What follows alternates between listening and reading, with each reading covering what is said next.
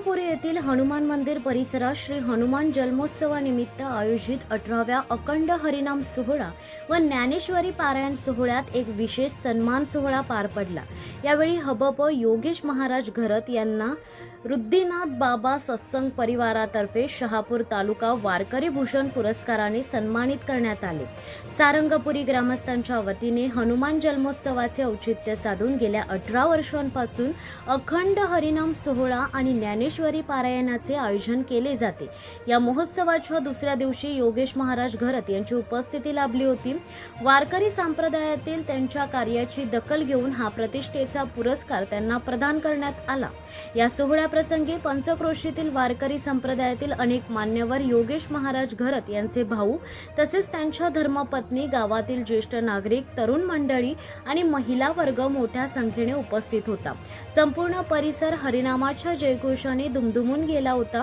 कार्यक्रमाचे नेटके सूत्रसंचालन अनंत सोनारे यांनी केले। तसेच उपस्थित सर्व भाविक आणि पाहुण्यांचे आभारही त्यांनी मानले।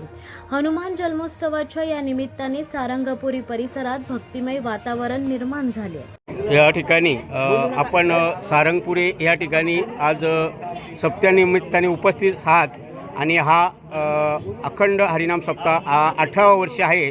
आणि आता अनंत सोनारे बोलले की पहाटे उगवणारा सूर्य यशाचे वर्तमान आणतो आणि आमच्या घरात महाराजांचा आम्हा वारकरी संप्रदायाला नेहमी अभिमान वाटतो आणि आज ह्या ठिकाणी तुम्हाला पुरस्कार देऊन सन्मानित केलेले आहे। त्यासोबत तुमचे भाऊ आहेत, तसेच धर्मपत्नी आहेत, तर त्याबद्दल तुम्ही काय सांगाल?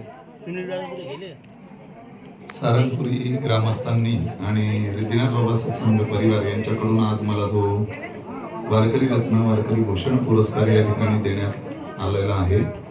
मी मनापासून सगळं ग्रामस्थांचं आणि रुद्दीनाथ बाबा सत्संग परिवाराचं मनापासून आभार व्यक्त करतो, मनापासून त्यांना धन्यवाद देतो।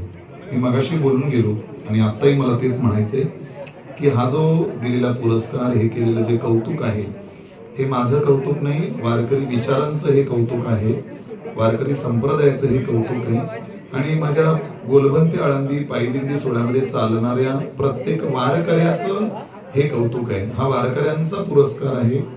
ज्ञानोबाराय तुकोबारायांचे विचार घेऊन पुढे चालत असताना जे कार्य करता येईल, मी माझ्या कार्यकर्त्यांना देखील कायम बोलतो की आपल्या कार्याची कोणी दखल घ्यावी म्हणून कधीच कार्य करू नका, काम करू नका। मग काम कसं केलं पाहिजे, तर माझ्या कार्याची माऊली दखल घेते, माझ्या कार्याची ईश्वर दखल घेतो ना, समाजात कोणी त्याची दखल घेवो की न घेवो ते महत्वाचं नसतं। आणि म्हणूनच ज्ञानोबारायांच्या दरबारात किंवा ज्ञानोबारायांच्या विचारांना प्रेरित होऊन, तुकोबारायांच्या विचारांना प्रेरित होऊन गुरुवर्य योगी फुलनाथजी बाबा, गुरुवर्य गणेश बाबा भालेराव या संत महात्म्यांच्या आशीर्वादाने आणि यांच्याच विचारांनी प्रेरित होऊन मी हे कार्य करतो आणि त्याच कार्याचा हाच गौरव आहे। मला वाटतं हा गौरव माझा नाही, माझे गुरुवर्य फुलनाथ बाबा असतील, गुरुवर्य गणेश बाबा असतील, यांचाच खऱ्या अर्थानं हा मी गौरव समजतो। या सेवेत आलेले आज तुम्हाला किती वर्ष झाली पूर्ण?